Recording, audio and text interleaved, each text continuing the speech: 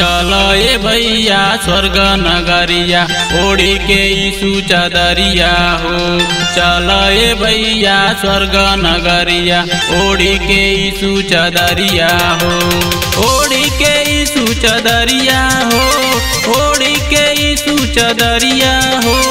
ओढ़ी के यीशु चदरिया हो। ओढ़ी के यीशु चदरिया हो। चल ए भैया स्वर्ग नगरिया ओढ़ी के यीशु चदरिया हो। चल ए भैया स्वर्ग नगरिया ओढ़ी के यीशु चदरिया हो। चल ए भैया स्वर्ग नगरिया ओढ़ी के यीशु चदरिया हो।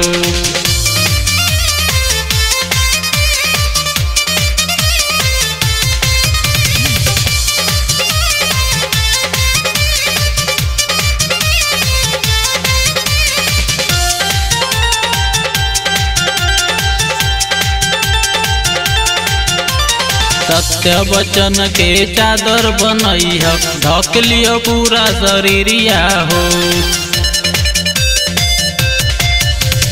सत्य वचन के चादर बनैह ढक लियो पूरा शरीरिया हो।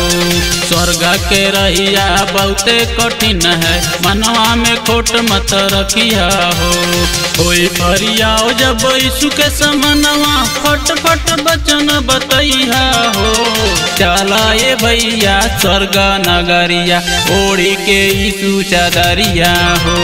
चल ए भैया स्वर्ग नगरिया ओढ़ी के यीशु चदरिया हो। चल ए भैया स्वर्ग नगरिया ओढ़ी के यीशु चदरिया हो।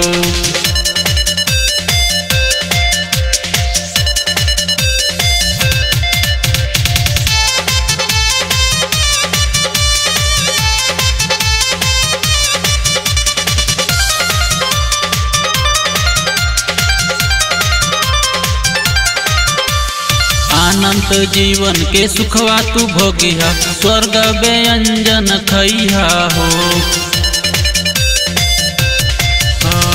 अनंत जीवन के सुखवा तू भोगिहा स्वर्ग व्यंजन खइहा हो।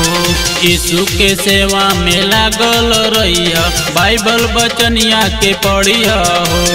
जय धर्मेंद्र यीशु जी के संगवा रमेश गा के सुनैहा हो। चल ए भैया स्वर्ग नगरिया ओढ़ी के यीशु चदरिया हो।